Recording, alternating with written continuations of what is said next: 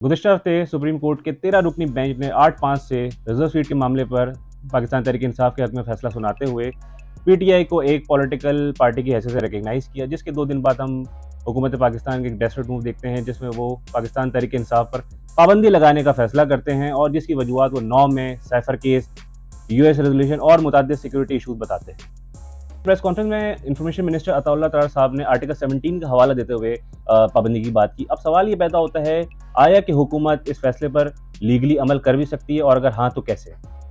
हम बात करेंगे 2 आर्टिकल की, that is article 17 of the constitution, article 212 of the election act 2017 जो कि सिमिलर नेचर पे डील करते हैं, और साथ ही साथ आर्टिकल 17 जो कि इंसान के fundamental right, basic human right के हवाले से डील करता है, that is the freedom of association, और साथ ही साथ इस बात की रिस्ट्रिक्शन भी लगाता है कि पाकिस्तान में कोई भी पॉलिटिकल पार्टी पाकिस्तान की इंटीग्रिटी, सिक्योरिटी, सॉवरेनिटी के अगेंस्ट काम नहीं करेगी। आगे चलेंगे तो हम इस बात पे बात करते हैं कि क्या आर्टिकल 17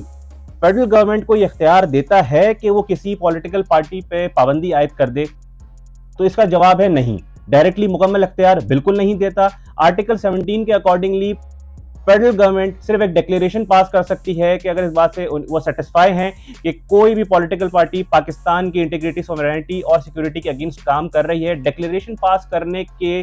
15 दिन के अंदर अंदर फेडरल गवर्नमेंट इस बात के पाबंद है कि वो उस रेफरेंस को सुप्रीम कोर्ट में रेफर करे और सुप्रीम कोर्ट का जो डिसीजन होगा वो उस पर फाइनल होगा। और जब ये मैटर अब सुप्रीम कोर्ट में जाना है तो सुप्रीम कोर्ट ने डिसाइड करना है कि आया कि ये मैटर फुल कोर्ट ने हेयर करना है, लार्जर बेंच या 5 मेंबर बेंच इस मैटर को हेयर करेगा। And after the enactment of supreme court practice and procedure act, chief justice along with the 2 most senior जजेस शैल कॉन्स्टिट्यूट द बेंच। और ये मामले सुप्रीम कोर्ट में जाता है तो हम शायद आर्टिकल 17 की एक वाइड इंटरप्रिटेशन देख सकते हैं कि नेशनल सिक्योरिटी, इंटेग्रिटी, सॉवरेनिटी किन केसेस में अट्रैक्ट करेगी। और अगर supreme court of Pakistan federal government के डिक्लेरेशन को अपहेल्ड करती है तो as per article 212 Pakistan Tehreek Insaf dissolve हो जाएगी। उसके बाद फिर क्या रेमेडी अवेलेबल है? जैसे कि हम पास्ट में देखते रहे कि जो डिफरेंट पॉलिटिकल पार्टीज है वो डिफरेंट नाम से ऑपरेट करना स्टार्ट कर देती है। एंड इन माय ओपिनियन, अगर पाकिस्तान तहरीक इंसाफ सुप्रीम कोर्ट इस बात से सेटिस्फाई करती है कि it's a matter of public importance with fundamental right, तो वो आर्टिकल 184(3) के तहत एक पिटिशन इन्वोक कर सकती है कि ये हमारे साथ जो है वो it's a breach of fundamental right with public importance, और अगर उस बात पर सेटिस्फाई हो तो शायद उन्हें इस बात से फर्दर फ्यूचर में रिलीफ मिल सकता है।